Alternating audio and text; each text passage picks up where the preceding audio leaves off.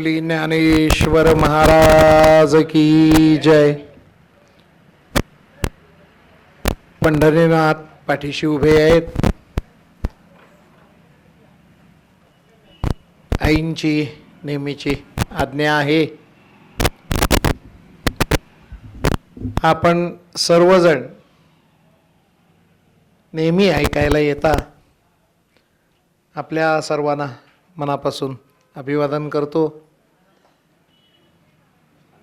आजचा विषय मला जो दिलेला आहे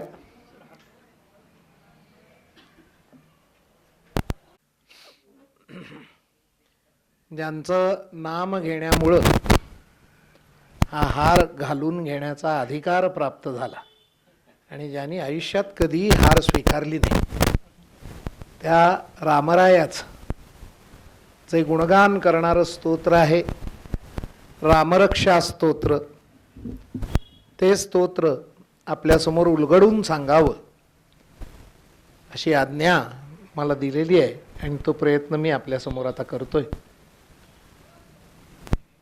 रामरक्षा स्तोत्र याच्यापूर्वी मी आपल्याशी भीमरूपी स्तोत्रावर बोललेलो आहे. भीमरूपी सारखंच घराघरात म्हणलं जाणारे हे स्तोत्र आहे. संस्कृतमध्ये असलं तरी अनेक घरातनं म्हणतात, परंपरेनं म्हणतात, अनेकांचं तोंडपाठ आहे, मुखोद्गत आहे. आणि मग याचा नेमका अर्थ काय, कशाकरता म्हणायचं, हे सगळे आपल्यासमोर प्रश्न असतात. त्याची उकल थोडी करण्याचा प्रयत्न करणार आहे. आणि याची गंमत अशी आहे की यात जितकं रंगत जाऊ तशा नव्या नव्या गोष्टी सापडत जातात. हे सुरुवात कशी होती बघा, जास्त नमनाला वेळ घालवायला नको, थेट सुरुवात करूया. अस्य श्री रामरक्षा स्तोत्र मंत्रस्य बुधकौशिक ऋषी श्री सीता रामचंद्रो देवता अनुष्टुप छंदः सीता शक्ती श्रीमत हनुमान कीलकम. मी अडलो तर मला सांगा बरं का. श्रीमद हनुमान कीलकम रामचंद्र प्रीत्यर्थम जपे विनियोग. तर अस्य म्हणजे हे रामरक्षा स्तोत्र आहे आणि नुसतं स्तोत्र नाही, हे मंत्र आहे. मंत्र म्हणजे वारंवार म्हणला जातो तो, आणि मंत्रात शक्ती असते, मंत्र पठणात शक्ती असते. तर असं शक्ती निर्माण करणारं, काही सामर्थ्य देणारं असं हे स्तोत्र आहे. स्तोत्र याचा अर्थ स्तुती, स्तुतीपर रचना असते ती स्तोत्र.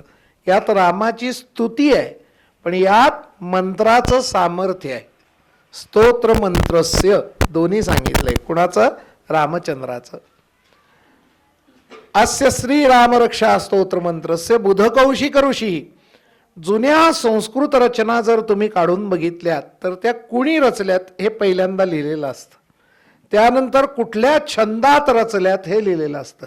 त्रिष्टुप, अनुष्टुप असे श्लोकांचे अक्षरांच्या आकड्यांनुसार केलेले प्रकार आहेत. त्यातल्या अनुष्टुप छंदात ही रचना केलेली आहे. हे रचनांचे प्रकार असतात. वृत्त, छंद असं जुन्या काळी आपण शाळेत शिकायचो बघा. त्यातला हा अनुष्टुप छंदात रचले गेलेले हे सगळे श्लोक आहेत. अस्य श्री रामरक्षा स्तोत्र मंत्रस्य कुणी रचले? बुधकौशिक ऋषींनी रचले. ते कसे रचले बुधकौशिक पुढे सांगतायत बरं का, ते आपण ऐकूच. बुधकौशिक ऋषी श्री सीता रामचंद्रो देवता. कुठल्या देवतेसाठी रचले? सीताराम देवतेसाठी रचले. अनुष्टुप छंदात रचले. याचं सामर्थ्य, या स्तोत्राची शक्ती कोण आहे? सीता शक्ती. या स्तोत्राची शक्ती सीता आहे, सीता शक्ती. श्रीमद हनुमान कीलकम. कीलक म्हणजे खिळा. तर हे मुख्य केंद्र कोण आहे? हनुमान. हनुमान हा रामायणाचा कीलक आहेच. कसं सांगतो तुम्हाला, हनुमानाभोवती सगळ्या पुढच्या सगळ्या क्रिया घडत जातात. आणि जुन्या ज्या कमानी बांधलेल्या असतात दगडी, अशा दोन्हीकडनं कमान बांधत येतात बघा, आणि मधला दगड बसवला की ती कमान पक्की होऊन जाते. त्या मधल्या दगडाला खिळा म्हणतात. की तो बसवला की ती कमान हालत नाही, पक्की होऊन जाते, त्याला खेळा म्हणतात. तसा हनुमान हा रामायणातला कीलक आहे, खेळा आहे. हनुमान कीलकम श्रीरामचंद्र प्रीत्यर्थे. कुणासाठी म्हणायचंय? श्रीरामचंद्रासाठी. श्रीरामचंद्र प्रीत्यर्थे जपे विनियोग हा. त्याचा जप सुद्धा करायला हरकत नाही, म्हणजे वारंवार म्हणायला हरकत नाही, का तर तो मंत्र आहे, त्यामुळे वारंवार म्हणावा. त्यानं तुम्हाला शक्ती प्राप्त होते. होते का? हो, त्याचाही अनुभव सांगणार आहे. श्री रामचंद्र प्रीत्यर्थे जपे विनियोगा. आता ध्यानम. मग पहिल्यांदा काय करायचं असतं म्हणायचं असलं म्हणल्यावर? गावभरचे विचार आपल्या मनात असतात, ते जावेत याची प्रार्थना करावी. पहिल्यांदा जातात असं नाही प्रार्थना करून, एवढे विचार प्रचंड हटवादी असतात, ते जातात असं नाही. पण तुम्ही प्रार्थना केली की कालांतरानं जातात. तुम्ही मनापासून मनाची तयारी ठेवा की मला विचार काढायचे. रामदास स्वामींनी सांगितलंय, मनाच्या तोडूनी ओढी श्रवणी बैसावे आवडी, सावधपणे घडी घडी काळ सार्थक करावा. आता इथं आलोय कशा करता आलोय? ऐकायला आलोय. मग मनाच्या ओढीत तोडून द्या. तुम्हाला अनेक काम आहेत प्रत्येकाला, इतर रिकामं कोण आहे? थोडंच. प्रत्येकाला व्याप आहेत, प्रत्येकाला समस्या आहेत. मग त्या सगळ्या ओढतायत मनाला तुमच्या 17 ठिकाणी, त्यात तोडून टाका आता. कारण 1 तास इथं प्रभू रामचंद्राला दिला समजून टाका. अहो, वानर घरदार सोडून लंकेत निघून गेले, ते त्यावेळेला घरचं कोण बघणार होतं त्यांच्या? नाही ना. सोडून टाकलं म्हणायचं. 1 तासासाठी सोडायचं, आपल्याला कुठे जास्त सोडायचं. मनाच्या तोडूनी ओढी श्रवणी बैसावे आवडी, सावधपणे घडी घडी काळ सार्थक करावा. काय ऐकतायत याच्याकडे सावधपणे, काय सांगतायत याच्याकडे लक्ष द्यावं. का तर आपला काळ सार्थक करायचा आहे, तो वाया जाता कामा नये. हा तास आपल्या पदरात पडला पाहिजे, या दृष्टीनं आपण बघायचंय. त्यामुळं आपण ऐकलंच नाही इथं बसून तर आपल्या पदरात काय पडणार आहे? काही पडणार नाही. श्री रामचंद्र प्रीत्यर्थे जपे विनियोगा. आता ध्यानम, ध्यान केंद्रित करा. ध्यायेत अजानुबाहुम. अजानुबाहू म्हणजे जानू म्हणजे गुडघे, गुडघ्यापर्यंत ज्याचे हात आहेत असा अजानुबाहू. देवांचं वर्णन करताना ते आत्तापर्यंत स्वामी समर्थांपर्यंत सगळ्यांचं वर्णन अजानुबाहू असल्याचं केलेलं आहे. हे गुडघ्यापर्यंत त्यांचे हात लांब आहेत, हे दैवी लक्षण आहे.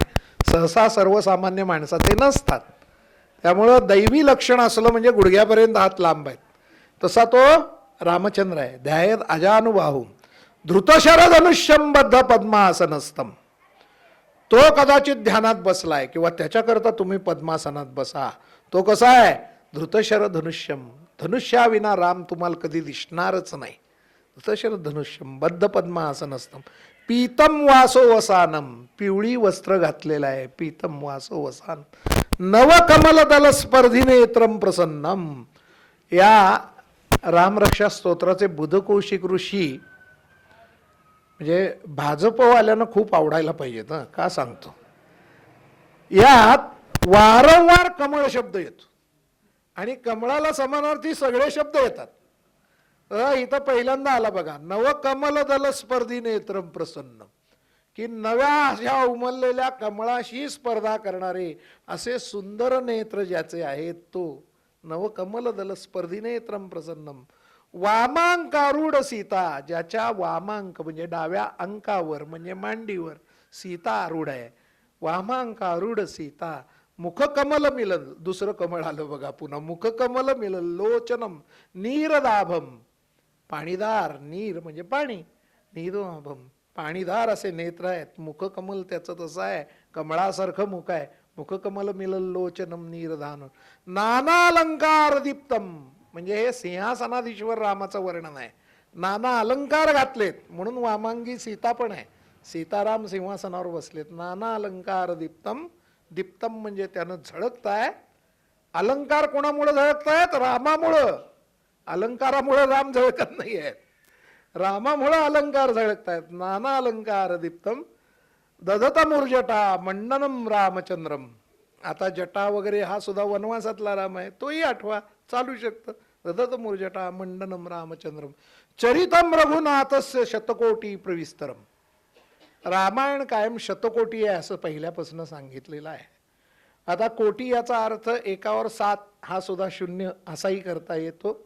आणि मग शतकोटी अभंग नामदेवांना रचायला सांगितले, मग ते उरलेले करायला तुकाराम महाराज आले, ही कथा आपल्याला माहीत आहे. तसं शतकोटी रामायण रामरक्षेचे श्लोक धरल्यानंतर रामायणात घातल्यानंतर रामायणाची अक्षरं 100 कोटी होतात असंही म्हणलं जातं.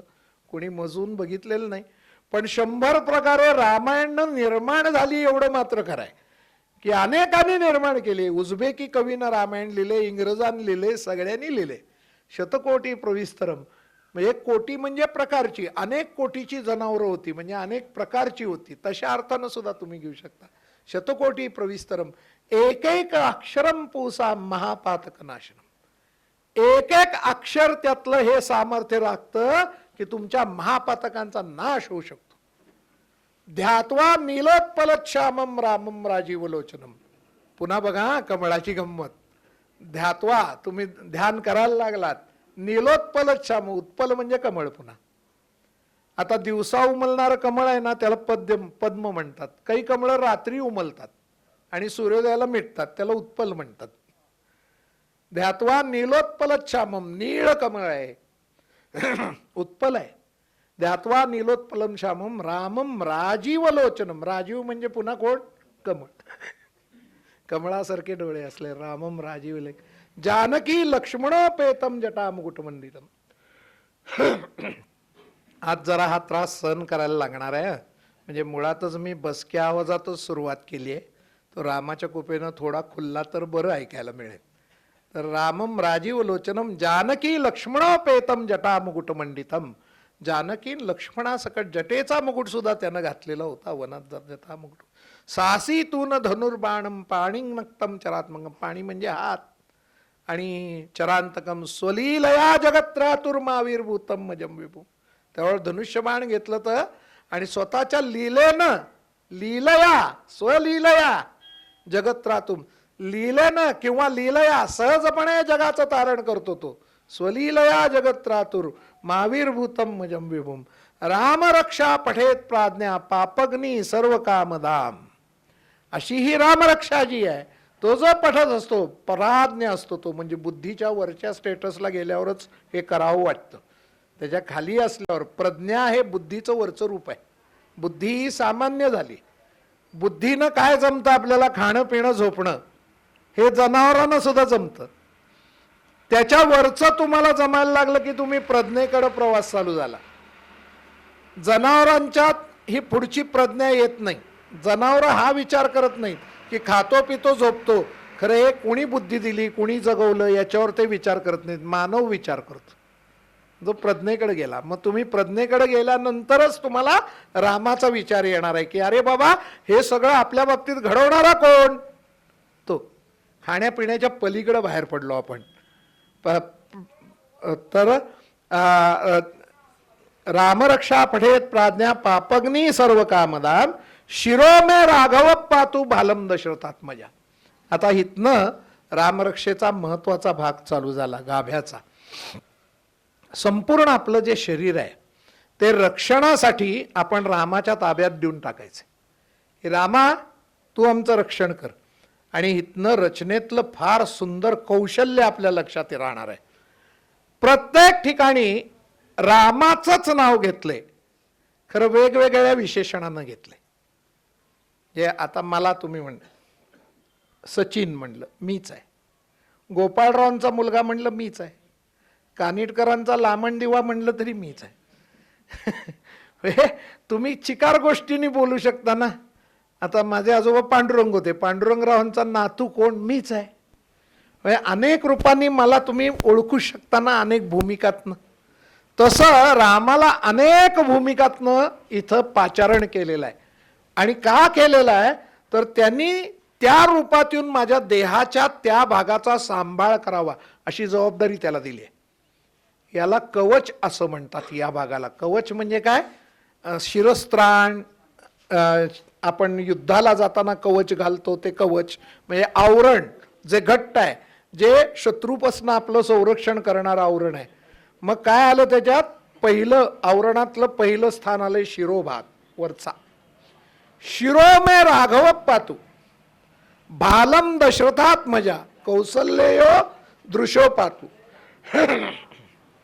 गंमत बघा, शिरोमे राघव पातू, पहिल्यांदा राघव नावाच्या रामाचं नाव घेतलंय. बालम दशरथात्मजा, म्हणजे आत्मज म्हणजे मुलगा, दशरथाचा मुलगा कपाळावर, कौसल्य दृश्योपातू, कौसल्येचा मुलगा राम असलेला दृष्टीत. तुम्हाला गंमत वाटेल, आत्ता इंजिनिअरिंग कॉलेजला जी मुलं मुली आहेत, यातल्या DKT कॉलेजच्या जवळपास सर्वांना मी या 3 गोष्टी मुद्दावून सांगितल्या, सर्व मुलांना एकत्र करून, की शिरोमे राघव पातू म्हणजे काय आहे. महत्वाची गोष्ट आहे, राघव हे विशेषण रामाला का मिळाले, तर रामाच्या वंशात रघु नावाचा राजा झाला होता. रामाचा वंश इक्ष्वाकू वंश, त्याच्यात रघु नावाचा पराक्रमी राजा झाला होता. तो शिरावर पाहिजे म्हणून सांगितले. का, तर आपल्या शिरावर आपल्या वंशाची जबाबदारी असते, आपल्या वंशाची जबाबदारी असते. आपलं जर शिर झुकलं तर आपला वंश झुकल्यात जमाय, लक्षात ठेवा. म्हणून महत्वाचं आहे. सावरकर म्हणतात परदेशात गेल्यावर, गुण सुमने मी वेचियली या भावे की तिने सुगंधा घ्यावे. तिने म्हणजे मातृभूमीने सुगंध घ्यावा म्हणून गुणसुमन वेचायला आलोय, शिकायला आलोय. गुणसुमने मी वेचियली या भावे की तिने सुगंधा घ्यावे, जरी उद्धरणी वेळ न तिच्या होसाचा. मी हे जे ज्ञान मिळवलंय त्याचा जर तिच्या उद्धाराला उपयोग झाला नाही तर हा व्यर्थ भार विद्येचा. मग आम्हाला वरनं डोक्यावर ओझं घेतलं काय आणि मी विद्या घेतली काय, ती जर कोणाच्या उपयोगालाच पडली नाही तर काय करायचंय. डोक्यावरचा भार महत्वाचा आहे, कुठला आहे तुमचा, तो माझ्या कुळाचा आहे, शिळाचा आहे. शिवाजी महाराजांच्या तोंडात ओळी दिलेल्या आहेत तिवारी कवीने, मी अनेक वेळा त्यांची काव्य सांगितली. ते म्हणतात, दरबारात मी झुकलो नाही. का झुकलो नाही आईला सांगताना म्हणतात, ज्या श्री भार देशाचा, ज्या श्री भार धर्माचा निज कर्तव्य व्हावयाचा, विसरून निज कर्तव्याते लववे ना हे शिरमाते. माझ्या शिरावर भार आहे, कशाचा, देशाचा आहे, धर्माचा आहे. नुसतं केसांचं टोपलं नाही इथं आणि ओवांचं अभयारण्य नाही.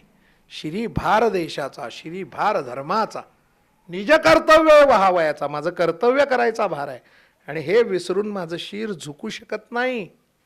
मग तसं राघव असं राम म्हणवून घेतो तर रघु सारखा पराक्रम पाहिजे. मग रघु कसा होता, महापराक्रमी राजा आहे रघु. जुन्या काळी आपल्या राजांचं वैशिष्ट्य आहे, ते कररूपानं पैसे गोळा करायचे आणि नंतर त्यातनं राज्यकारभार करायचे आणि त्याच्यानंतर पुढं त्यांच्याकडे जादा पैसे जमा झाले की एक मोठा यज्ञ करायचे. अश्वमेध यज्ञ किंवा तत्सम तुम्ही नाव ऐकली असतील. आणि त्या यज्ञात मनसोक्त दान धर्म करायचे, कुणाला नाही म्हणायचे नाही. हे जनतेचाच जो पैसा आलाय तो पुन्हा जनतेपर्यंत गेला पाहिजे. आपल्या सृष्टीचं चक्र तसंच आहे. सागराचं, नदीचं पाणी शोषून ढग घेतात, पाऊस म्हणून तुम्हालाच देतात. यंदाच्या वर्षीगत नको इतका देतात, पण देतात, ठेवून खोड घेत नाही. तसं राजानं ते सर्वांना परत द्यायचं, ते यज्ञात करायचं असतं.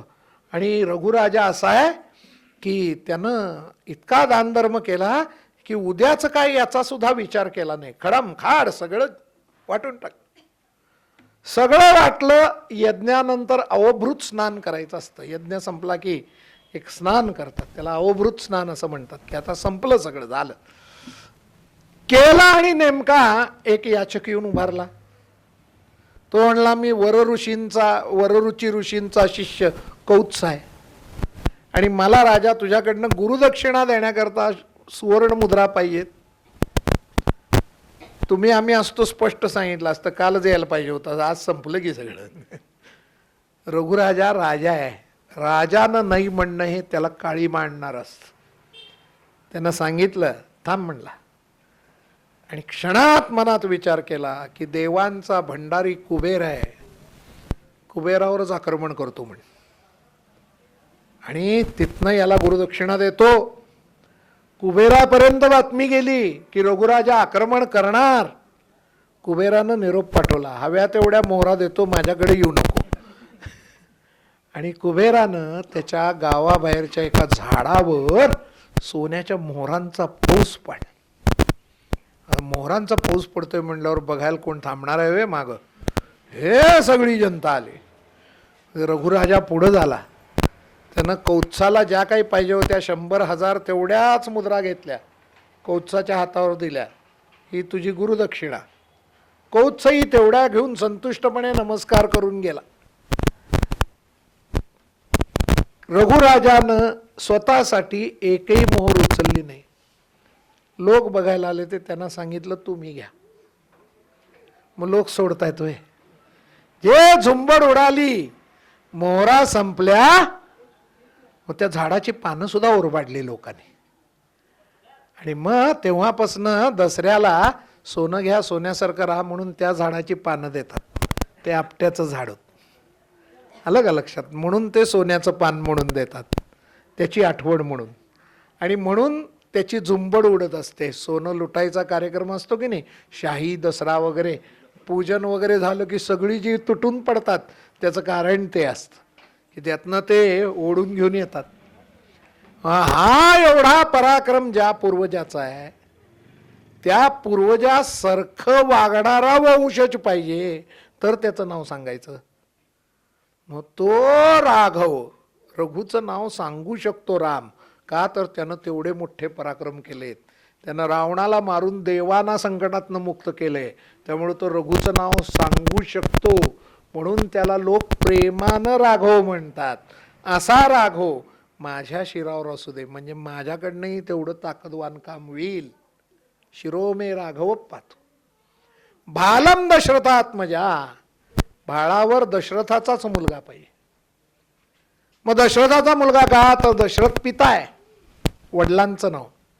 भालम दशरथात्मजा कौसल्येय दुशोपातू विश्वामित्र प्रिय श्रुती.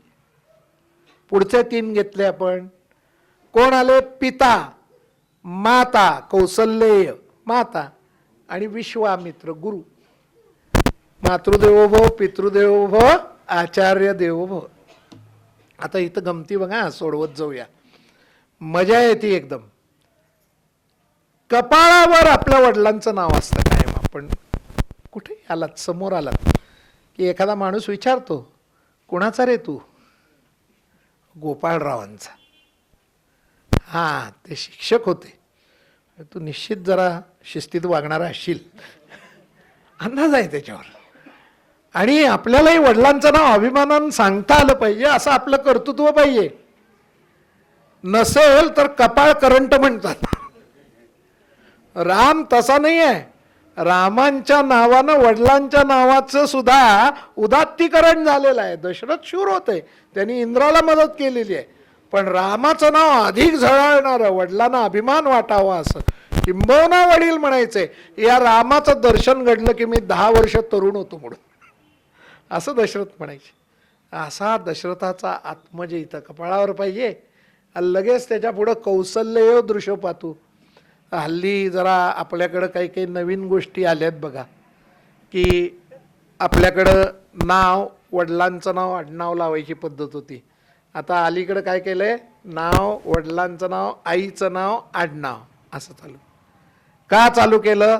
तर आईला किंवा स्त्रीला पुरेसा सन्मान दिला जात नाही, असं कोणतरी एक पिल्लू सोडलं.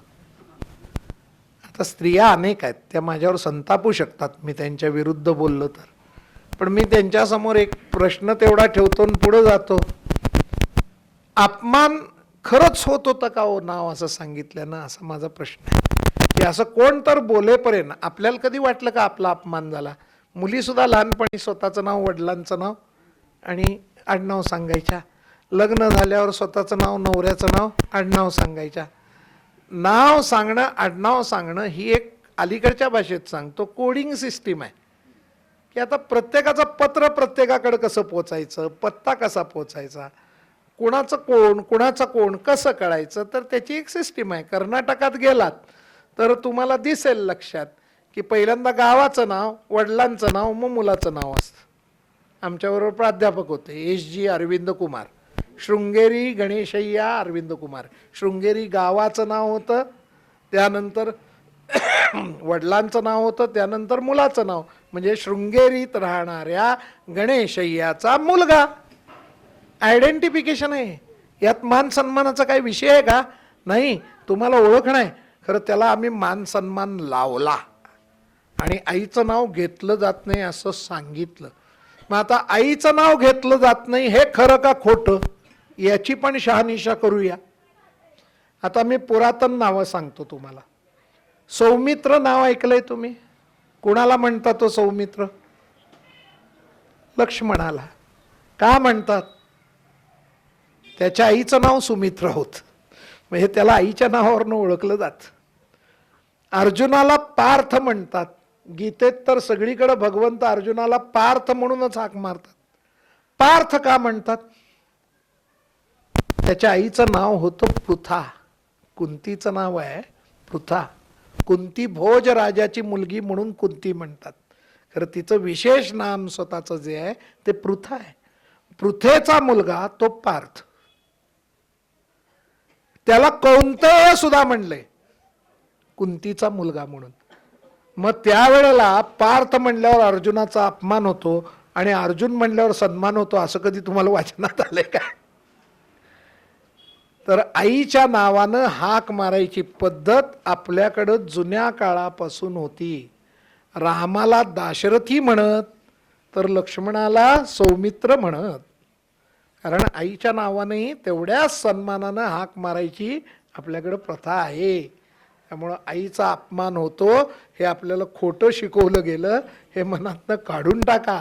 जुन्या काळापासून, म्हणजे मी नव्यानं सांगत नाही आहे. लक्ष्मणाला सगळं जग सौमित्र म्हणतं, अर्जुनाला सगळं जग पार्थ म्हणतं. ते आईच्या नावावरनंच म्हणतं.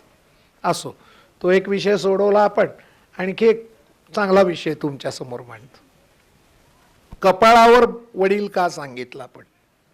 की वडिलांचं नाव म्हणजे घराण्याचा अभिमान हा इथं असतो. त्यांचे वारस आपण असतो. त्यांच्या अभिमानाचं रक्षण होईल असं आपण वागायचं असतं. ही जबाबदारी आपल्याला कळली पाहिजे. म्हणून कपाळ सांभाळायचं. कुणी सांभाळायचं? दाशरथी रामानं सांभाळायचं, दशरथाच्या मुलानं.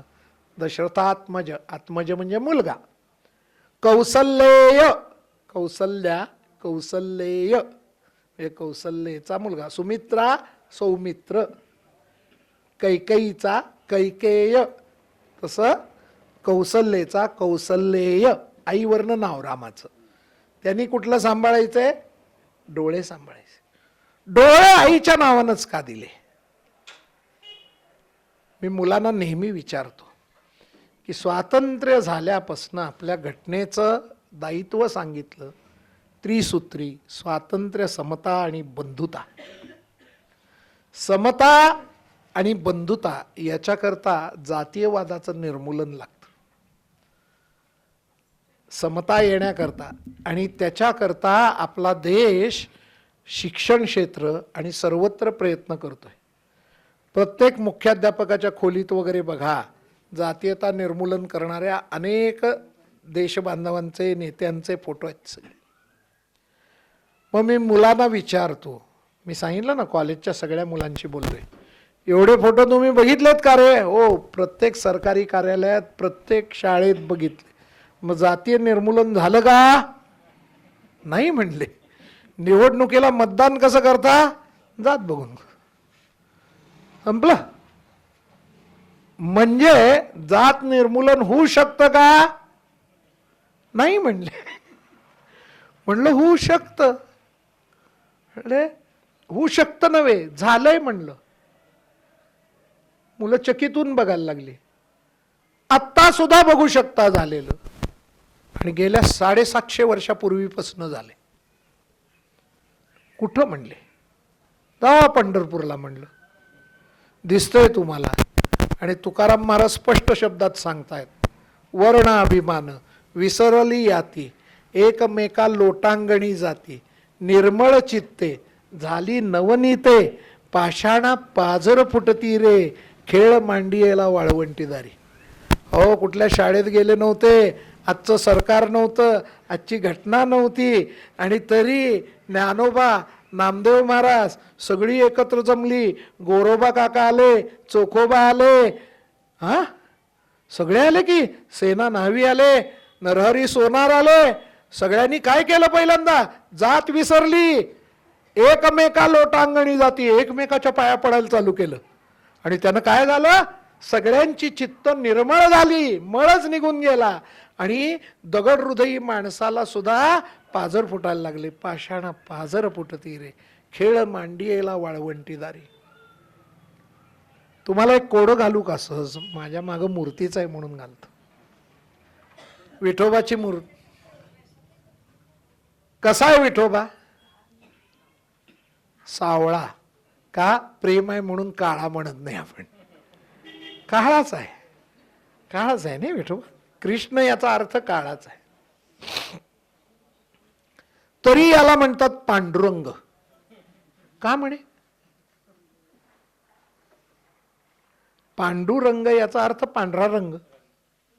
हा आहे काळा आणि याला पांडुरंग का म्हणायचं? सोडवूया कोडं. लहानपणी शाळेत आपल्याला एक चक्र करून आणायला सांगायचे, इंद्रधनुष्याच्या रंगाचं. गोल काढायचा, त्याचे तुकडे करायचे, त्याच्यात ताना पिहिनी पाजा 7 रंग. आपण तेलीकडून रंगवायचो. जुन्या वहीचा पुठ्ठा काढायचो. आत्ताच्या मुलांनी इतके आपण श्रीमंत नव्हतो लगेच तेवढं वेगळं विकत आणायला. आपलं आपण तेलीकडून रंगवायचो त्या रंगानं.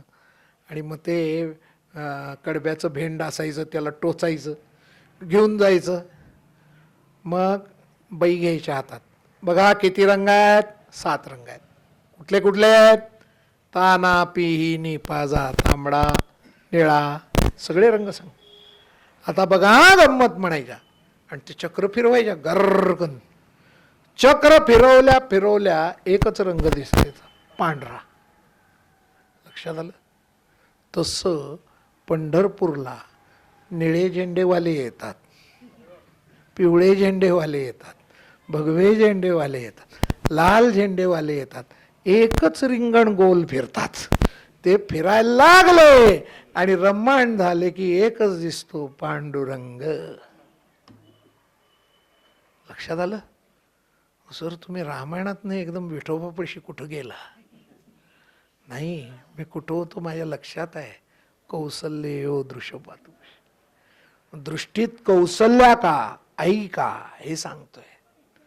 तर आई सर्वांकडं समान दृष्टीनं बघते. आईला हे जमतं. आईला लाडकं दोडकं नसतं. उलट बावळट पोरगं आईचं जास्त लाडकं असतं. आधू आचकट असेल तर त्याची आई जास्त काळजी घेते. म्हणून तर आईच्या नजरेचं महत्व आहे. म्हणून आई, कौसल्याचा मुलगा असलेला रामा, तू माझ्या नजरेचं रक्षण कर, की माझी नजर सुद्धा आईचीच राहिली पाहिजे. मग ती पंढरपुरात राहिली म्हणून तिथं समानता आली. मग ती पंढरपुरात कशी राहिली? पुन्हा प्रश्न आहेच की. आपणच प्रश्न निर्माण करायचे. प्रश्न सोडवल्याशिवाय जायचे नाहीत ना. 2 सेकंदात सोडवूया, पुरावाच देतो. विठोबा पुरुष आहे का स्त्री? पुरुष. ज्ञानेश्वर पुरुष आहेत का स्त्री? इथं आहेत पुरुष. म्हणताना काय म्हणता? संपला विषय. आणि काय सांगायचं आहे तुम्हाला? समानता ही त्यामुळे आहे. विठू माऊली, ज्ञानोबा माऊली आणि तिथले खाकी पोलीस सुद्धा तुम्हाला पुढं सरकवत असताना, शिस्त लावताना, माऊली पुढं सरका, माऊली. एकदा माऊलीच्या पातळीवर आलं की विषमता राहिली कुठं हो? म्हणून कौसल्यो दृश्योपात. मग ऐकायचं कोणाचं असतं? गुरुचं. विश्वामित्र प्रिय श्रुती. मी मागं रामकथा केली. रामाचं आणि लक्ष्मण आणि राम विश्वामित्राबरोबर जात असताना किती कहाण्या सांगितल्या. थांबता थांबे ना 2 तास एकट्या नुसतं त्यांच्या प्रवासाचं वर्णन करायला लागतात. की विश्वामित्राबरोबर राम लक्ष्मण चाललेत, विश्वामित्र सांगतायत आणि दोघं ऐकतायत. ऐकावं कसं याचा अप्रतिम नमुना. मग तो नमुना इथं नको का? म्हणून कसा राम पाहिजे? इथं रामच पाहिजे. हा, सगळीकडे राम आहे बघा. कौसल्य रामच, दशरथात्मज रामच, राघव रामच. मग इथं कोण? विश्वामित्र प्रिय राम. जो शिष्य चांगला ऐकतो तो गुरुला प्रिय असतो, त्यामुळे विश्वामित्राला प्रिय कोण? राम. तो इथं पाहिजे, विश्वामित्र प्रिय श्रुती. आता इथं आलो, घ्राणम पातू मखत्राता. आता इथं आणखी एक कोडं सोडूया रामरक्षेच्या रचनेतलं. माणसाचा प्रवास कसा चालू होतो?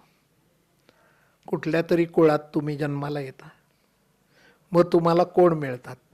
आई बाबा मिळतात. मग कोण मिळतो? गुरु मिळतो. आलं? राघवाचं कुळ, वडील दशरथ, आई कौसल्या, गुरु विश्वामित्र.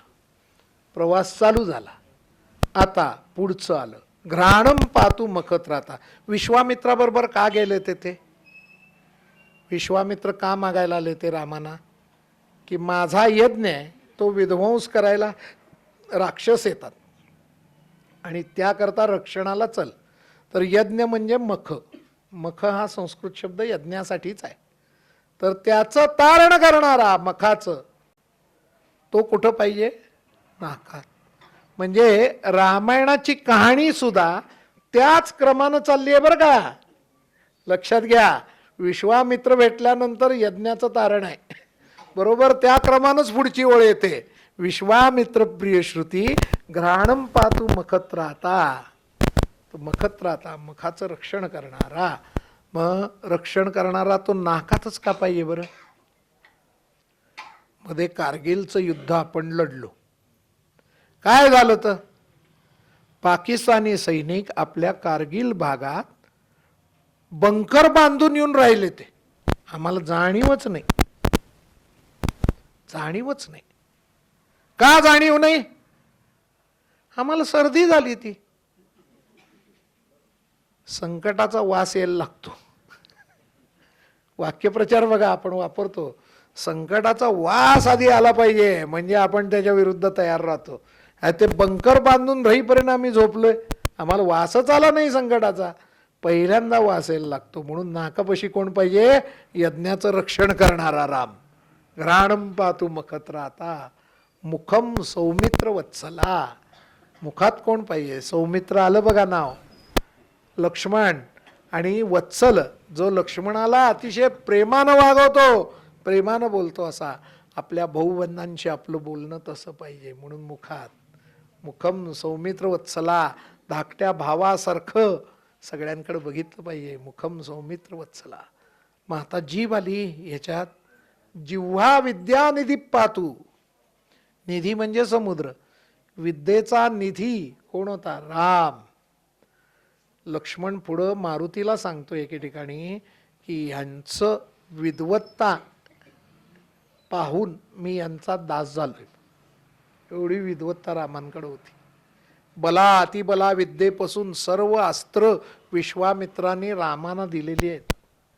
राम हे संगीतात सुद्धा तज्ज्ञ होते. त्यांना किती विद्या येत होत्या त्याचं वर्णन आहे.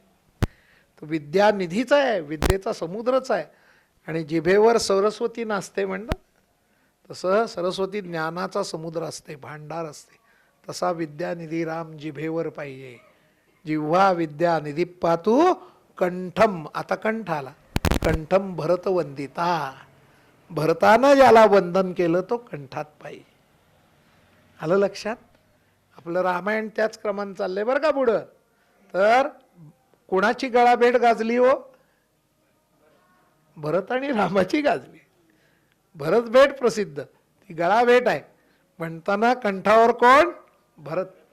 या राम वनाला निघाले, गळाभेट घेऊन भाऊ चल राज्य घ्यायला, किंवा परत आले तेव्हाही भेटला कोण? भरत. चित्रकूटावर जाऊन जाताना भरत भेटलाय. भरत भेट महत्वाची. कंठम भरतवंदिता. स्कंदो दिव्य आयुध पातू. खांद्यावर दिव्य आयुध पाहिजेतच. बिनशस्त्राचं तुम्ही राहू नका, नाहीतर शत्रू तुम्हाला संपवेल. न्याय शेवटी ज्या भाषेत कळतो त्या भाषेतच उत्तर पाहिजे. त्यामुळं शस्त्रविद्या ही अतिशय महत्वाची आहे. आणि म्हणून शत्रू विरुद्ध शस्त्रसज्जच असलं पाहिजे. नसलात तुम्ही तर तुमचा देश संपेल. आज डॉक्टर लोक सुद्धा बॉम्बस्फोट करतात आणि तुमच्या पोलिसांकडे तुम्ही समजा शस्त्रच दिली नाहीत, पोलीस काय करतील हो? मरण्यापलीकडे त्यांच्या हातात काही राहील का? द्यायला पाहिजेत का नको? त्यामुळं खांद्यावर कायम शस्त्र पाहिजे. तर रामाच्या आहे धनुष्य भाता. तर स्कंदो दिव्य आयुध पातू, दिव्य आयुध आहेत. भुजो भग्नेश कारमुका. नुसतं शस्त्र असून काय करताय? बाहूत ताकद पाहिजे की. तुकाराम महाराजांचा एक अभंग आहे बघा, रडत राऊत घोड्यावर म्हणून. राऊत म्हणजे सैनिक. घोड्यावर बसवलाय, पकडला एकाला, चल रणांगणात म्हणलं, ते मुलखाचं भित्र, त्याला घोड्यावर बसवलं, त्याचे पाय रिकीबीत बांधले सुटकू नये म्हणून, आणि लगाम, आणि एका हातात तलवार, दुसऱ्या हातात ढाल दिली, आणि म्हणले चल लढ. ते लागलं रडायला. अरे तुला लढायला सांगितलं, रडायला नाही. म्हणजे म्हणतोय ढाल तलवारे गुंतले कर, म्हणे मी आता लढू कसा. एका हातात ढाल दिले, एका हातात तलवार दिली, दोन्ही हात एंगेज झालेत, लढाई कशी करू? आता असलं काही उपयोग आहे का हो नेबळ? म्हणून भुजात काय पाहिजे? नुसती शस्त्र असून उपयोग नाही, ते वापरण्याची ताकद पाहिजे. भुजो भग्नेश कारमुका. कारमुक म्हणजे धनुष्य. आता प्रवास पुढे चालू झाला. कारमुक कुठं भग्न केलं? सीतेच्या इथं मिथिलेला. भुजो भग्नेश कारमुका. मग ते धनुष्य भंग केल्यानंतर पुढं काय झालं? करो सीता पती पातू. भग्न झालं धनुष्य म्हणल्यावर सीता दिली जनकानं, तिचा हात हातात घेतला. त्याला पाणी ग्रहण असं म्हणतात. संस्कृतमध्ये पाणी पहिली वेलांटिणीची म्हणजे हात. चक्र पाणी, ज्याच्या हातात चक्र आहे. पिनाक पाणी, पिनाक नावाचं धनुष्य ज्या त्या हातात आहे तो. असा पाणी हा शब्द वापरला जातो. दीर्घ केलं, दुसरी वेलांटी दिली की हे पाणी. आलं का लक्षात? खरं पहिली वेलांटी असली की हात. मग लग्नाला पाणी ग्रहण असं म्हणतात संस्कृतमध्ये. यानं हिचं पाणी ग्रहण केलं म्हणजे काय? हात हातात घेतला. मग तो देव ब्राह्मणाच्या अग्नीच्या साक्षीनं घ्यायचा असतो, उगीच कोणाला शेख्याण करू नये. अलीकडं काही बंधनच पाळत नाही. आणि हे जुन्या काळापासून आहे बरं का. म्हणजे संस्कृतमधनं जसं आहे तसं संस्कृतीत सुद्धा आहे. संस्कृत भाषा जरी राहिली नाही तरी गावरान भाषेत म्हणतातच ना, हाताला धरलं या म्हणून लगीन ठरलंय. त्याचं कारण ते आहे, जुन्या काळापासून हा शब्द आहे की लग्नात तो हात हातात घ्यायचा असतो, एरवी घ्यायचा नाही. सीतेचं रामाने पाणी ग्रहण केलं म्हणून करो सीता पती पातू. मग तिचा पती झाला, पालन करता झाला. करो सीता पती पातू. आता हातापर्यंत संपलं. हृदयम जामजग्नजित. आता जामदग्न म्हणजे जमदग्नीचा मुलगा. जमदग्नीचा मुलगा कोण? परशुराम. तर लग्नाहून परत येताना वाटेत कोण आले? परशुराम आले. शिवधनुष्य तोडलंस, हे वैष्णव धनुष्य तोडून दाखव. कोण आडवे? रामाने ते हातात घेतलं आणि परशुरामानं कळलं की खरी शक्ती तिथं आहे. परशुराम पुढे युद्ध होऊच शकलं नाही. त्यांनी मान्यच केलं की तुम्हीच ते आहात की ज्यांच्या अंशानं मी इथं आहे. आणि परशुराम निघून गेले. असा परशुरामांचा पराभव झाला. तर त्यांना कोण जिंकलं? रामानं. हां, मग काय झालं तर जेव्हा असं निघाले लग्न करून, 4 सुना एकदम मिळाल्या त्या दशरथांना आणि चांगले परत निघाले ते अयोध्येकडं. आणि त्यावेळेला काही शुभशकून व्हायला लागले आणि काही अपशकून व्हायला लागले. जुन्या लोकांना त्याची जाण होती, कुठला प्राणी कुठल्या दिशेने गेला, कुठला पक्षी कुठनं गेला, कोण ओरडलं, त्याच्यावर ते शकून अपशकून म्हणायचे. ते वसिष्ठांना म्हणले मला काही शुभशकून होत आहेत, काही अपशकून होत आहेत, काय चाललंय नेमकं?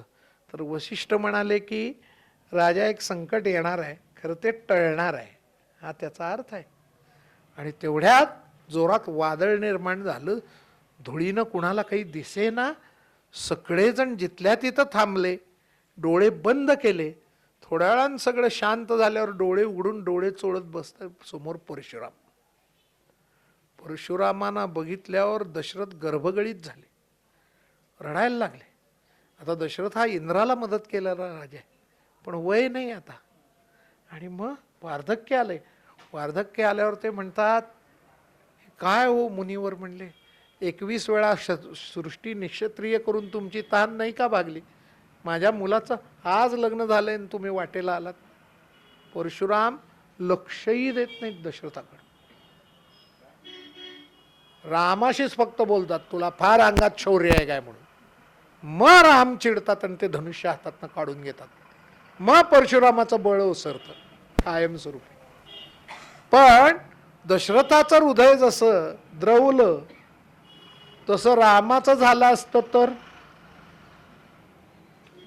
परशुराम जरी आले तरी हृदय घट्टच पाहिजे. म्हणून हृदयम जाम जग्नजित, हे घट्ट असलं की कुठल्याही संकटाला सामोरं जाता येतं. हृदयम जाम जग्नजित. आता मध्यम पातू खरद्वंसी,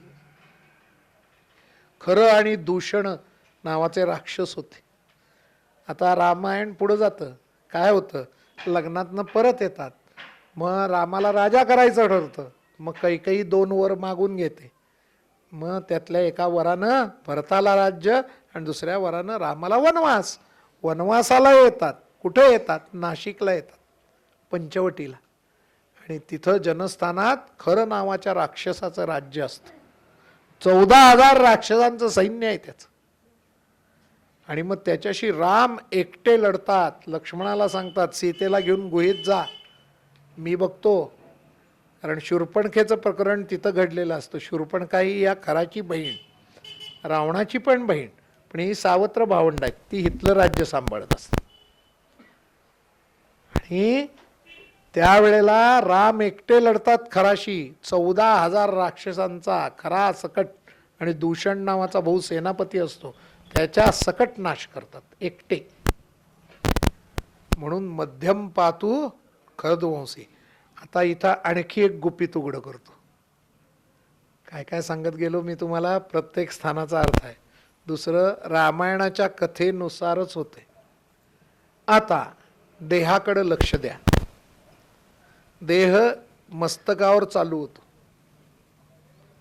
आणि पायापाशी संपतो, बरोबर आहे? असा आपला देह असतो. देहाचा मधला भाग कुठं आला? पोट, बरोबर आहे? संपूर्ण हिंदुस्थान बघा. अयोध्या मस्तक धरा, उत्तर प्रदेश. लंका पाय धरा, मधला भाग कुठं आला? महाराष्ट्र. तिथंच खराला मारले. मध्यम पाहतो खरं दोष. देहावर सुद्धा अख्खा राम ठेवायचा आहे, तर तो त्या पद्धतीनंच विचार केलाय. म्हणजे या बुधकौशिक ऋषीने किती बारकाईनं विचार केलाय बघा. मध्यम पातु खरद्वंसी नाभिम जांबवदाश्रया. नाभीत जांबवंताला आश्रय देणारा राम ठेवला. जांबवंताला आश्रय देणाराच नाभीत का? तर भगवंताच्या नाभी कमळातनं ब्रह्मदेव जन्माला आले. ब्रह्मदेवांच्या जांभईतनं जन्माला आला तो जांबवंत. म्हणून जिथं त्याचा उगम आहे तिथं त्याला ठेवले. नाभिम जांबवदाश्रया. तो ब्रह्मदेवाचा मुलगा आहे जांबवंत. हा त्याच्या जांभईतनं जन्माला आला म्हणून जांबवंत नाव ठेवले. तर नाभिम जांबवदाश्रया. सुग्रीवेश कटिप्पातू. आता बरोबर रामायण पुढं सरकतंय बघा, की सीतेचं हरण झालंय, आता सुग्रीवाला भेटलेत आणि सुग्रीवाचं मन जिंकलं वालीला मारून, म्हणून त्याचे ते परमेश्वर झाले. सुग्रीवेश ईश, सुग्रीवाचा ईश कमरेवर. आलं लक्षात? आणि सगळीकडे कमरेवर अब्रू सुद्धा असते ना. सुग्रीवाची पण गेली आहे, बायको पळवून नेली, रामाची गेली आहे, तो कमरेवर. सुग्रीवेश कटिप्पात. सक्तीने हनुमत प्रभू. या एका अब्रू रक्षणासाठी दोघं एकत्र आले. सक्तीने हनुमत प्रभू. संपूर्ण हाडात आणि या गुह्य भागात हनुमानच पाहिजे तर शुद्धता राहते. हाडात हनुमंताची ताकद पाहिजे, तो केलं काय? सक्तीने हनुमत प्रभू. उरु रघुत्तम पातू, रघुकुळातला उत्तम जो आहे तो उरू पाहिजे. उरू म्हणजे मांड्या. मांड्यावर रघुकुळातला उत्तम म्हणजे रामच आला पाहिजे तुमच्या मांडीवर. तीच इच्छा जरा काय. उरू रघुत्तम पातू, मांडीवर राम खेळला पाहिजे म्हणजे रामाचा देश मोठा होईल. उरू रघुत्तम पातू. रक्षक कुलविनाश कृत, तो कुळविनाश जे करतात त्यांच्यापासून रक्षण करणारा असा रघुत्तम पाहिजे. रक्षक. जानूनी सेतु कृत पातू, जानू म्हणजे गुडघा. तो पिंढऱ्या आणि मांड्या याच्यामधला सेतू आहे, पूल आहे गुडघा. आता रामायण तिथपर्यंत गेलं ना, कुठं खालीपर्यंत रामेश्वरला. तर हे रामेश्वर आणि ही लंका मधला सेतू गुडघे. जानूनी सेतू कृत पातू. हे मजबूत नसले तर आपण समुद्राच्या लाटांनी हल्ल्यागत चालतो. तो सेतू तिथं. जानूनी सेतू कृत पातू, जंघे दशमुखांतका. जंघा पिंढऱ्यांना शब्द आहे संस्कृतमध्ये. आपण जांग म्हणतो त्याला नाही आहे, पिंढऱ्यांना जंगा म्हणतात संस्कृत. जंघे दशमुखांतका, दशमुखाचा अंत करणारा तो इथं पाहिजे. इथं का त्याला ठेवला? एक तर रामायण संपत येतं म्हणून, हे शेवटची घटना. आणि दुसरा असा आहे, रामाचं आणि रावणाचं जे युद्ध चाललंय ना, तर पहिल्यांदा खूप काळ विषम युद्ध चाललंय. रावण रथातनं येतोय, इंद्रजित तर अदृश्य होणाऱ्या रथातनं येतोय, आणि त्याचा मुकाबला हे दोघं भाऊ जमिनीवर उभा राहून करतात. पिंढऱ्यात ताकद असल्याशिवाय उभारणार आहे काय? लक्षात ठेवा. रावणाशी पदाती लढल्यात दोघही. मग इंद्रानं रथ पाठवलाय शेवटी. तोवर राम पायावर उभारून. ती ताकद पाहिजे. जंघे दशमुखांतका. आता कुठपर्यंत आलो आपण? जंघे दशमुखांतका पादो विभीषण श्रीद. पायावर कोण? विभीषणाचा श्री. विभीषणानं रामाची भक्ती केली म्हणून त्याला लंकेचं राज्य मिळालं. मग श्रीद म्हणजे श्री देणारा, श्री म्हणजे लक्ष्मी, राजलक्ष्मी विभीषणाला देणारा तो पायावर पाहिजे. पादो विभीषण श्रीद. पायावर डोकं ठेवलं की तो राम पाहिजे. पादो विभीषण श्रीद पातू रामो अखिलम वपू. असा हा राम माझ्या संपूर्ण शरीरावर पाहिजे. वपू म्हणजे शरीर. संपूर्ण शरीरावर रामाची वेगवेगळी वैशिष्ट्य आणि त्याला ठेवून त्या रामानं आपलं रक्षण करावं ही प्रार्थना करत आपण पुढं जातो. तर अख्खं रामायण म्हणल्याचं पुण्य आपल्याला मिळतं, कारण घटना त्या क्रमाने येतात. म्हणून त्याला मंत्राचं सामर्थ्य आहे एका झटक्यात. पादो विभीषण श्रीद पातुरामोखिलम वपू. आता पुढचे काही श्लोक स्तुतीपर आहेत. एताम राम बलोपेताम रक्षाय सुकृती पठेत सचिरायू सुखी पुत्री विजयी विनयी भवेत. मग हे रामरक्षा स्तोत्र पाठ केलं की काय होतं? सुखी होतो माणूस, विजयी होतो, विनयी होतो.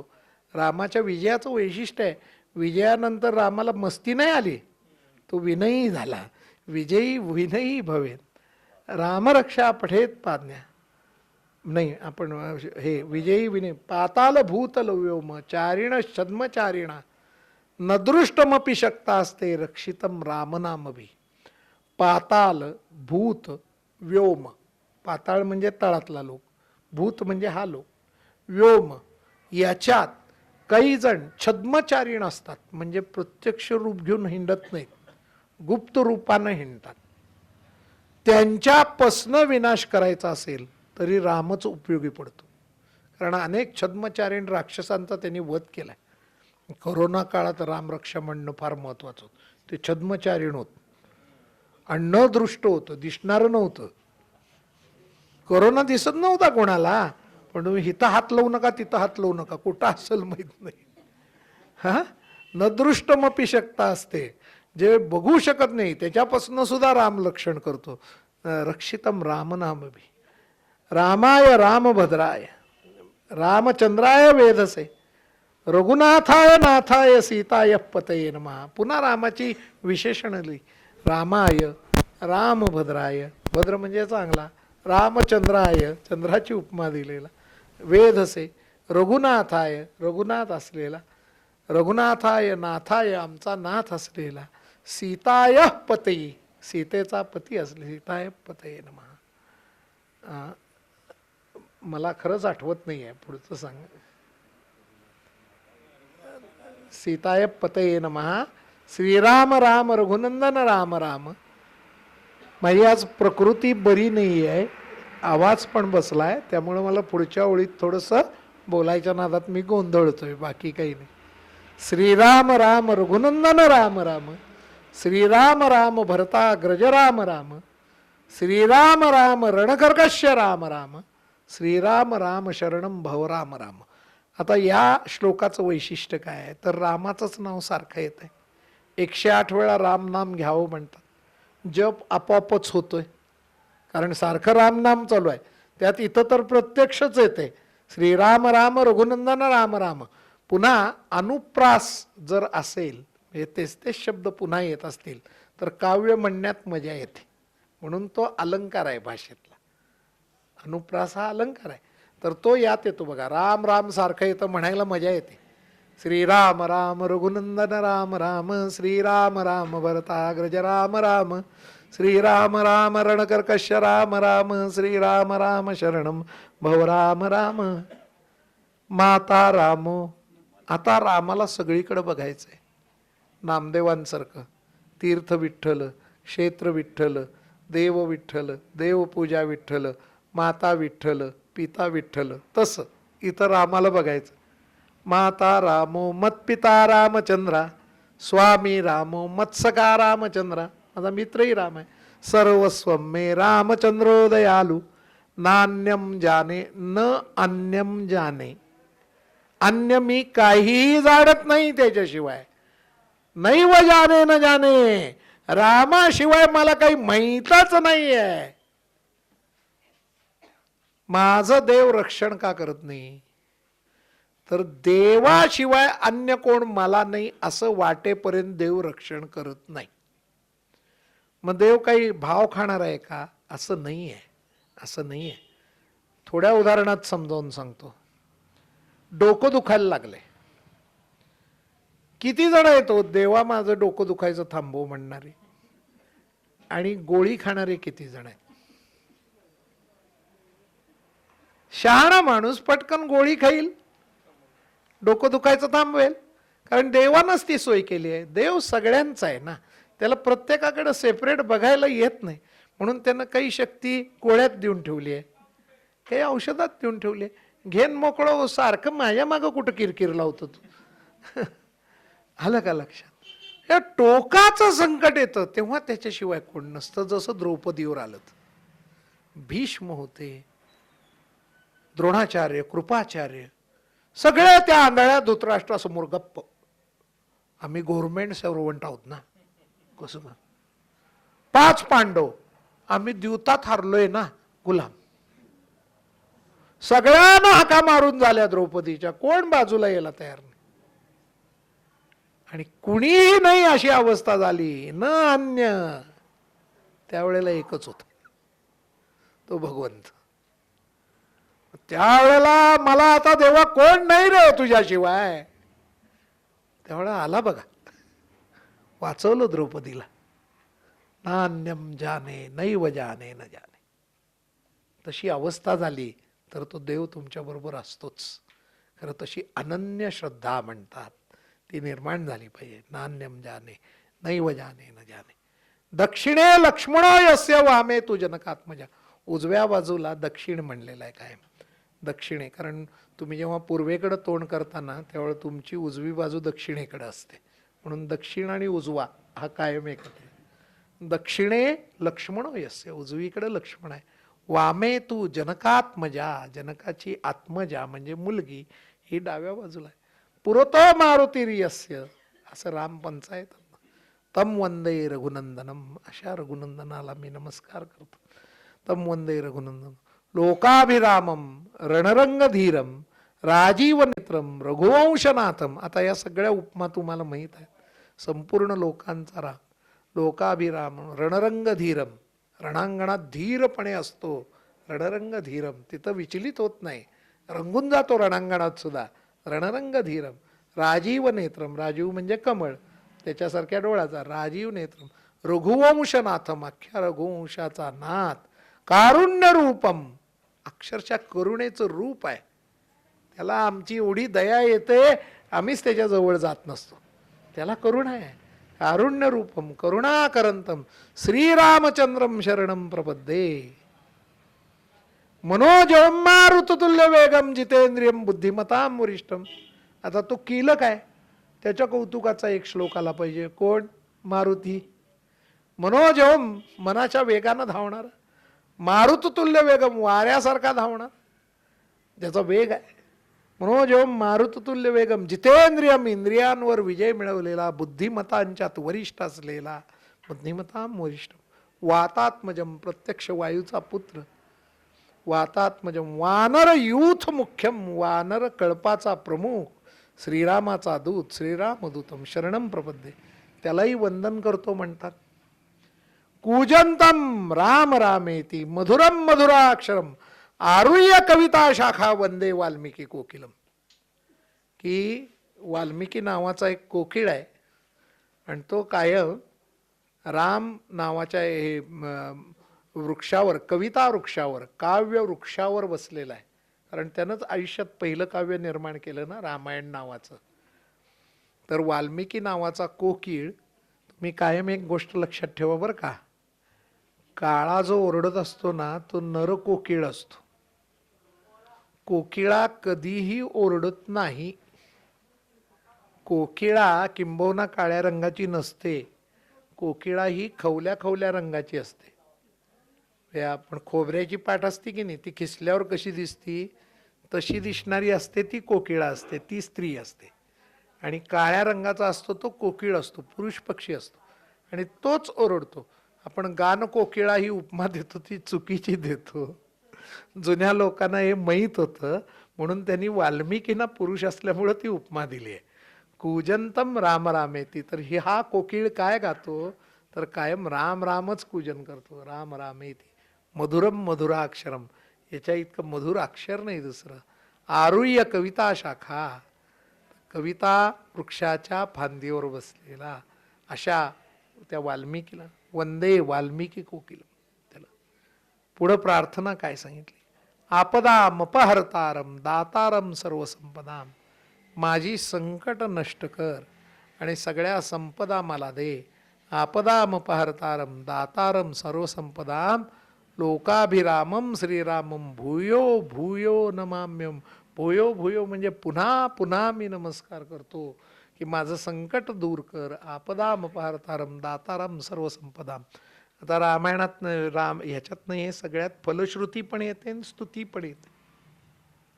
शेवटचे श्लोक आहेत ना हे.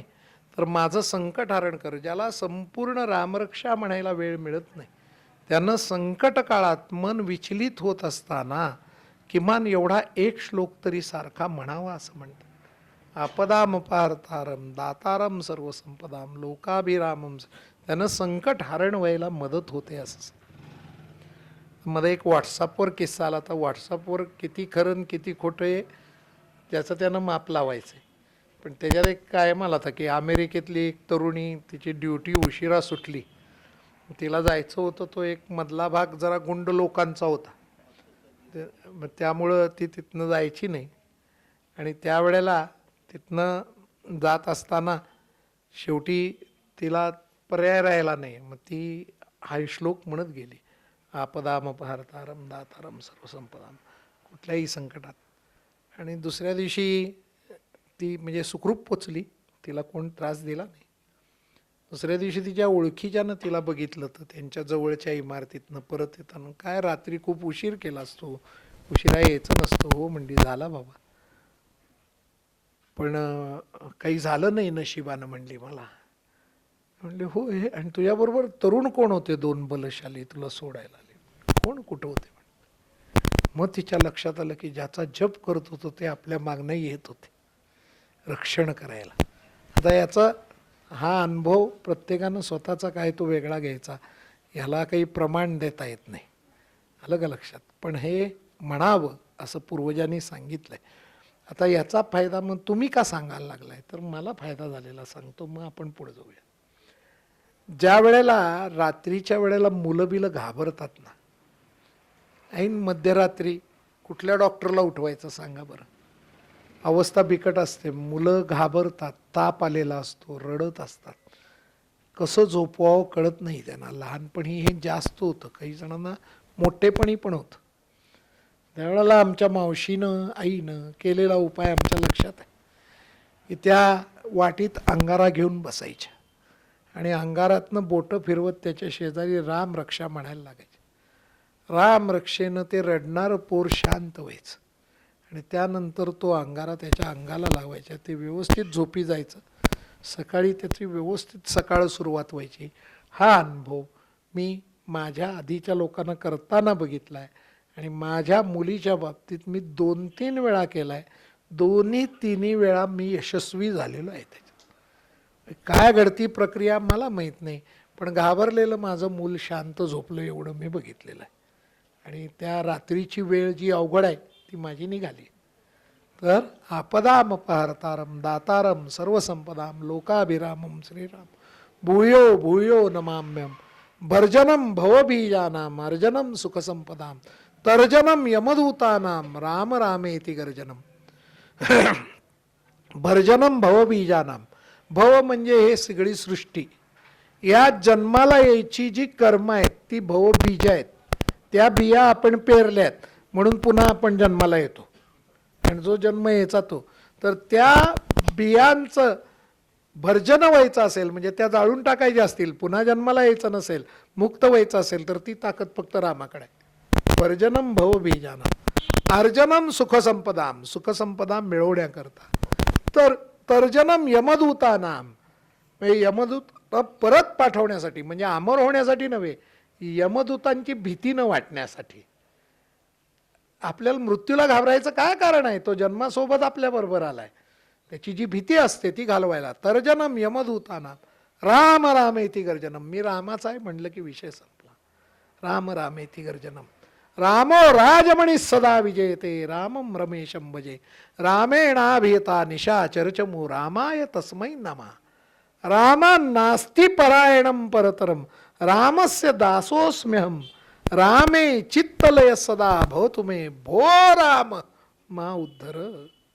आता हा जो श्लोक आहे याच्यात वैशिष्ट्य म्हणजे वेगळं काही नाही. आपण एवढा वेळ रामाची स्तुती ऐकली आहे त्यामुळे शब्द शब्द फोडून सांगायचं काही कारण नाही. पण याच्या व्याकरणाचे जाणकार सांगतात की विभक्तीचे जे 8 प्रत्यय असतात ते 8ही प्रत्यय या एका श्लोकात येतात. रामो राजमणी सदा विजयते रामम रमेशम भजे रामे नाभियता. असं करत संबोधन म्हणून जो शेवटचा असतो प्रत्यय तो भो राम मा उद्धर. राम रामेति रामेति रमे रामे मनोरमे सहस्रराम तत्तुल्यम रामनाम वरानने इति श्री बुधकौशिक ऋषिदम राम रक्षा स्तोत्रम संपूर्ण. आता याच्यात एक श्लोक सांगायचा राहिला, तेवढा सांगतो आणि वाणीला विराम देतो. बुधकौशिक ऋषींना ही रामरक्षा सुचली कशी हे सांगणार म्हणलं तर श्लोकच मी विसरल्यामुळे ते ओघात आलं नाही. आदिष्टवान यथा स्वप्ने रामरक्षा मिमाव हरा तथा लिखितवान प्रात प्रवृद्धो बुधकौशिका, असा तो श्लोक आहे. तर बुधकौशिक ऋषी मला हे सुचलं कसं हे सांगतात. ते म्हणतात आदिष्टवान यथा स्वप्ने, मी झोपलो होतो त्यावेळेला मला स्वप्नात दाखवली. आदिष्टवान यथा स्वप्ने रामरक्षा, मला स्वप्नात जशीच्या तशी दिसली आहे म्हणले. कुणी दाखवली? रामरक्षा मिमाव हरा. हरा हर म्हणजे शंकर, मला शंकराने दाखवली आहे रामरक्षा ही. रामरक्षा मिमाव तथा लिखितवान प्रात, त्या पद्धतीनं मी सकाळी उठल्यावर लिहून काढली. कोण? प्रबुद्धो बुधकौशिका, त्यांनी मला बुद्धिमंत केल्यानं मी प्रबुद्ध झालो आणि लिहून काढली. नाहीतर माझ्या अकलेचं हे काम नव्हतं. तुकाराम महाराज म्हणतात ना, माझी ये बुद्धीचा नोहे हा प्रकार, मज तो भगवंत बोलवित. तसं मला ही शंकराने रामरक्षा दाखवली आहे असं ते निर्मळपणे त्यात लिहितात. इथंच एक गोष्ट थोडीशी जास्त बोलतो की मगाशी एकात्मतेसाठी मी रामाचा उपयोग सांगितला की सगळीकडं कौशल्याच्या दृष्टीनं बघितल्याने एकात्मता प्राप्त झाली. तसं शैव वैष्णव वाद असतात आपल्याकडं. विष्णूला मानणारे शिवाला मानत नाहीत, शिवाला मानणारे विष्णूला मानत नाहीत. यांनाही कळलं पाहिजे की राम विष्णूचा अवतार आहे आणि रामरक्षा शंकर दाखवतात. हे ते एक आहेत हे आपल्याला समजलं पाहिजे. हे तुकारामादी संतांना समजलं, तर त्यामुळं त्यांनी हरिहरा करू नका भेद म्हणून लोकांना पाया पडून पडून सांगितलं. शहाणं व्हायचं काम आपलं आहे, सांगायचं काम त्यांनी केलं आहे. आलं का लक्षात? तर आज मला इथं थोडासा त्रास होत असताना, आवाज बसलेला असताना सुद्धा आपण शांतपणे ऐकून घेतलं, याबद्दल आपल्या सगळ्यांचे आभार मानतो. आणि मला आज जरा शंका वाटत होती की मी येऊ शकेन का नाही, बोलू शकेन का नाही, पण रामानं ती सेवा करून घेतली, ती अंतरली नाही, याचा आनंद व्यक्त करतो आणि वाणीला विराम देतो. विठ्ठल विठ्ठल विठ्ठल विठ्ठल विठ्ठल विठ्ठल विठ्ठल.